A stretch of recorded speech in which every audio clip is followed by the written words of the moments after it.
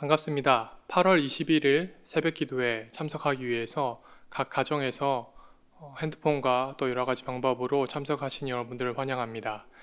우리 함께 하나님 말씀 보도록 하겠습니다. 오늘 본문은 누가복음 21장 1에서 7절까지 말씀입니다. 누가복음 21장 1에서 7절까지 말씀입니다. 함께 읽도록 하겠습니다. 예수께서 눈을 들어 부자들이 헌금함에 헌금 넣는 것을 보시고 또 어떤 가난한 과부가 2렙돈 넣는 것을 보시고 이르시되 내가 참으로 너희에게 말하노니 이 가난한 과부가 다른 모든 사람보다 많이 넣었도다. 저들은 그 풍족한 중에 헌금을 넣었거니와 이 과부는 그 가난한 중에서 자기가 가지고 있는 생활비 전부를 넣었느니라 하시니라. 어떤 사람들이 성전을 가리켜 그 아름다운 돌과 헌물로 꾸민 것을 말하매 예수께서 이르시되 너희 보는 이것들이 날이 이르면 돌 하나도 돌 위에 남지 않고 다 무너뜨려지리라. 그들이 물어 이르되 선생님이여 그러면 어느 때에 이런 일이 있겠사오며 이런 일이 일어나려 할 때에 무슨 징조가 있사오리이까. 아멘. 오늘 본문에서 예수님은 부자의 헌금, 가난한 과부의 헌금을 보십니다. 그리고 평가하시죠. 가난한 과부가 다른 모든 사람보다 많이 넣었다. 자기의 생활비를 전부 넣었다. 여러분, 오늘 예수님께서 우리의 생활비 전부를 헌금하라고 말씀하시는 걸까요? 그건 아닐 것 같습니다. 왜 이런 말씀을 하셨을까요? 우리 같이 한번 말씀을 천천히 살펴보도록 하죠. 예수님께서 제자들과 어떤 장소에 있었습니다. 헤롯 선전이었죠. 헤롯은 에돔의 후손입니다. 그래서 정통 유대인 취급을 받지는 못했습니다. 나름의 콤플렉스였겠죠. 그래서 인정받기 위해서 무너져 있던 성전을 다시 재건하기 시작합니다. BC 20년부터 짓기 시작해서 AD 64년에 완공했습니다. 그러니까 지금 예수님과 제자들이 성전에 있을 때에는 아직 성전을 재건하고 있는 중이었습니다. 공사장이었죠. 이곳에서 부자들과 과부가 헌금하는 것을 봅니다. 여인들의 뜰에서 보는데요. 그 당시 성전은 이방인의 뜰, 또 여인의 뜰, 유대인의 뜰을 통해서 제사장의 뜰까지 들어갔습니다. 오늘 과부가 헌금한 것을 보니까 이곳은 아마도 여인의 뜰이었을 것 같습니다. 오늘 배경은 유대의 남녀가 있을 수 있는 여인의 뜰입니다. 이곳에는 나팔 모양의 헌금함이 있었습니다. 이 헌금함의 모양이 나팔 모양이다 보니까 헌금함에 돈을 넣으면 동전이 들어가면 딸랑 하고 소리가 울려 퍼졌을 겁니다. 굳이 소리가 나지 않아도 넓은 뜰에 헌금함이 있으니까 눈만 뜨고 있다면 누가 얼마만큼 헌금을 하는지 대충의 짐작을 할 수 있었을 것으로 보입니다. 그렇다 보니까 사람들 사이에는 보이지 않는 신경정도 있었습니다. 누가 더 많이 내는가 하는 것이겠죠. 사람들 눈도 신경이 쓰였을 겁니다. 왜 이런 비슷한 경험 있지 않습니까? 오늘 헌금을 1,000원 내려고 딱 준비해서 왔는데 주머니를 보니까 1,000원이 아니라 5,000원인 겁니다. 헌금 바구니가 이렇게 제 앞을 지나가죠. 보는 눈이 있어서 안 낼 수는 없고 5,000원을 냈던 경험, 비슷한 경험 한 번쯤은 있으시죠? 이런 것처럼 사람들은 다른 사람의 눈을 의식하기 시작했습니다. 그래서 돈주머니에 동전을 가득 채워왔습니다. 부자들이 동전을 가득 가져와서 이제 동전을 붓는 소리가 얼마나 요란했겠습니까? 묵직한 돈주머니를 들고 촤 하고 부었을 겁니다. 그러면 나팔 모양의 헌금함이 쩌렁쩌렁하게 울렸겠죠. 그리고 나서 여러 사람들이 지나가고 나서 이제 가난한 과부가 옵니다. 어떻게 과부인지 알았을까요? 사실 과부는 특별한 옷을 입고 다녔습니다. 그리고 꾸미지도 않았고요. 머리를 흩고 다녔습니다. 누가 봐도 과부는 과부처럼 보였습니다. 과부가 헌금을 넣습니다. 두 렙돈이라는 단위인데요.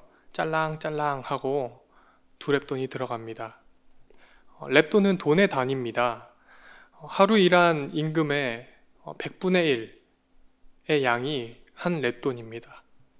지금으로 생각해 보면 하루에 저희가 10만 원 정도 번다고 생각해 봅시다. 그러면 두 렙돈은 2,000원인 겁니다. 2,000원. 이 돈은 가난한 과부, 결핍이 있는 이 과부의 생활비였습니다. 생활비의 부분도 아니고 생활비의 전부였습니다. 하나님, 제 삶을 드립니다. 제 삶을 책임져 주십시오 하는 마음으로 드렸겠죠. 그런데 여러분, 조금만 생각해 봅시다. 구약의 율법을 보면요, 고아나 과부 또 나그네들을 돌보라는 내용들이 있습니다. 이들은 불우하고 또 사회적으로 천대받았기 때문에 더욱더 돌보아야 된다라는 내용이 있죠. 신약에서는 이들을 누가 관리했을까요? 바로 서기관들입니다. 남편이 죽은 과부, 남편의 재산을 이 서기관들이 받아서 관리하면서 과부들을 돌보아 줬었죠. 그런데 이 서기관이 제대로 행동하지 않았습니다. 오늘 본문의 바로 앞을 보면 예수님이 제자들에게 말씀하십니다. 20장 46절 내용입니다. 긴 옷을 입고 다니는 것을 원하며 시장에서 문안 받는 것과 회당의 높은 자리와 잔치의 윗자리를 좋아하는 서기관들을 삼가라. 그들은 과부의 가산을 삼키며 외식으로 길게 기도하니 그들이 더 엄중한 심판을 받으리라 하시니라. 아멘. 지금 서기관들의 모습을 닮아가지 말라고 예수님이 말씀하시죠. 당시에 사람들은 옷으로 신분을 표시했습니다. 옷이 길면 길수록 더욱더 자랑할 만했죠. 서기관이 이것을 즐겼습니다. 옷을 길게 늘어뜨렸습니다. 사람들에게 존경받는 걸 좋아했습니다. 그리고 47절에서는 이렇게 말합니다. 과부의 가산을 삼키며 외식으로 길게 기도하니. 지혜롭게 돌보아야 했던 과부들의 재산마저도 이 서기관들이 삼켜버렸습니다.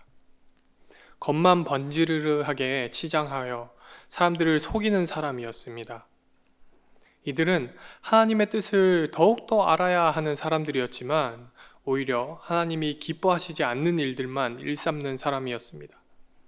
오늘 예수님께서 이 부분을 지적하고 계신 겁니다. 부자와 과부의 헌금을 통해서 말입니다. 예수님에게는 이 성전조차, 지금 재건되고 있었던 이 헤롯 성전조차 좋아 보이지 않았습니다. 과부의 헌금도 포함이 되었겠지만 외식하는 사람들, 위선자들의 돈으로 성전이 지어지고 있었을 테니까요. 그래서 어떤 사람들이 성전을 보며 아름다운 돌과 헌물로 꾸며졌다라고 감탄할 때 예수님은 이렇게 말씀하십니다. 너희가 지금 보고 있는 이것들이 날이 이르면 돌 하나도 돌 위에 남지 않고 다 무너뜨려지리라. 성전이 무너질 것을 말씀하십니다. 사람들은 성전을 보면서 감탄하며 말했지만 예수님에게는 이것들이 그냥 돌로 보이셨을 겁니다. 그리고 이 돌들이 무너질 것이다 라고 말합니다. 실제로 헤롯 성전은 지어진 이후에 6년 만에 무너지게 됩니다. 이 이야기를 들은 제자들 또 사람들은 충격을 받죠. 그래서 물어봅니다. 아니, 유대인들에게 성전은 너무나도 중요했기 때문에 예수님께 물어보죠. 예수님, 도대체 언제 그런 일이 일어납니까? 그런 일이 일어날 징조가 무엇입니까? 여러분들, 이단들은요, 이런 시기와 때에 대해서 시기와 때에 집중하게 만듭니다.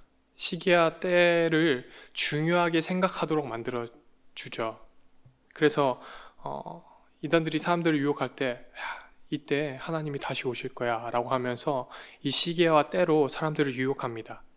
그럼 하나님이 다시 오실 또 어떤 일이 일어날 시기와 때를 알게 된 사람들은 어떻게 할까요?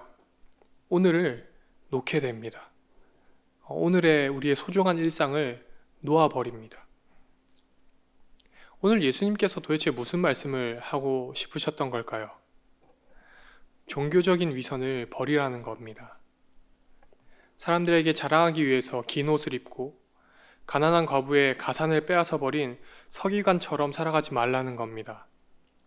남들에게 보이기 위해서 길게 기도하고 돈주머니에 돈을 가득 담아서 주르륵 쏟아내는 것보다 단돈 2,000원, 또 단돈 2랩돈이지만 당장 오늘 먹을 것을 잃게 되지만 자신의 마음을 내어드린 과부처럼 살아가자라는 겁니다. 마지막으로 하나님 아버지만 아시는 그 때와 그 시기에 관심을 두기보다 지금 오늘의 이 한순간 한순간을 놓치지 말고 하나님의 자녀로 살아가라는 겁니다. 사랑하는 해운대제일교회 성도 여러분, 이렇게 살아가는 오늘 하루 그런 저와 여러분들이 되기를 축복합니다. 그래서 우리가 정말 하나님 앞에 다시 섰을 때 하나님께 잘했다, 내 충성된 종아 라고 칭찬받는 그런 저와 여러분들이 되기를 축복합니다. 우리 시간 함께 기도했으면 좋겠습니다. 이렇게 기도합시다. 하나님, 저의 삶 속에 또 저의 행동에, 저의 말에, 저의 생각에 종교적인 위선이 있다면 하나님 깨닫게 해주십시오. 사람들의 인정과 또 사람들에게 보이는 것보다 하나님께 마음을 드리는 제가 되게 도와주십시오. 때와 시기에 관심 두기보다는 오늘의 최선을 다하는 저희가 되게 도와주십시오. 또 나라를 위해서 기도합시다. 교회를 위해서 기도합시다. 코로나19가 계속해서 퍼지고 있습니다. 이로 인해서 나라적으로도 또 우리 교회 안에서도 여러 가지로 어려움들이 있습니다. 하나님, 우리가 이 가운데 낙심하지 않게 하여 주시고 하나님, 가장 좋은 길로 인도하시는 하나님을 따라 한 걸음 한 걸음 나아가는 저희들 되게 하여 주십시오. 또한 마지막으로 각자 가지고 계신 기도 제목을 놓고 함께 뜨겁게 기도하도록 하겠습니다. 기도하시겠습니다.